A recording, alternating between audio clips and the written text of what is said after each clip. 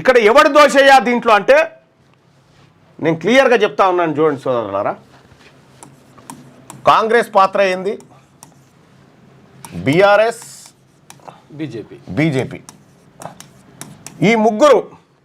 ఈ మూడు అగ్రవర్ణ పార్టీలు ఏవైతే ఉన్నాయో, ఈ బీసీ వ్యతిరేక పార్టీలు ఏవైతే ఉన్నాయో వీళ్ళు చేసిన కుట్ర, ఈ జీవో నెంబర్ 9లో వీళ్ళు చేసిన కుట్ర ఏందో చూడండి.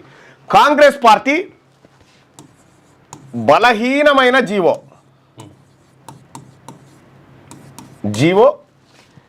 తర్వాత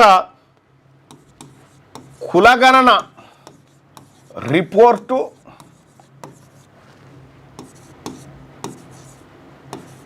డెడికేట్ కమిషన్ రిపోర్టు, వీటితో పాటు పార్లమెంటరీ సిస్టంలో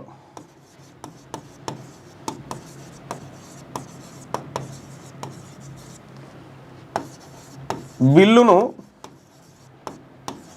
తీసుకపోలేదు.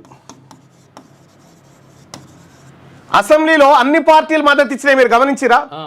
అసెంబ్లీలో బిల్లు పెట్టేటప్పుడు అన్ని పార్టీలు మద్దతు ఇచ్చినాయి. ఎందుకు ఇచ్చినాయి తెలుసా? ఇది ముంగడ పడదని, ఏదో ఒక రోజు ఆగిపోతుందని మద్దతు ఇచ్చినాయి. మళ్ళీ బీసీల ముంగట ఏమని చెప్తే అన్నట్టు మేము మద్దతు ఇచ్చినాం.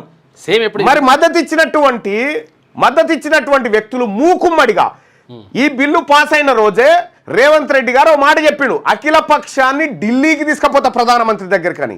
తీసుకుపోయిందా? తీసుకపోలే. సొంత పక్షం ఢిల్లీకి కొంతమంది సంఘాలకు రైలు పెట్టి ఢిల్లీకి తీసుకుపోయి ధర్నా చేయించి శబాష్ అనిపించుకొని వచ్చేసిండు. సొంత పార్టీ ఎమ్మెల్యేలను తీసుకొని పోయి రాని రిజర్వేషన్ కోసం రాష్ట్రపతిని ప్రధానమంత్రిని తిట్టిపిచ్చి మేము ఒప్పుకున్నా మీరు ఒప్పుకోవద్దనేటువంటి ఇండైరెక్ట్గా సంకేతం ఇచ్చొచ్చిండు. కాంగ్రెస్ పార్టీ చేసినటువంటి మోసం ఇది. చివరికి బలహీనమైన జీవో కొట్టివేతకు గురైంది.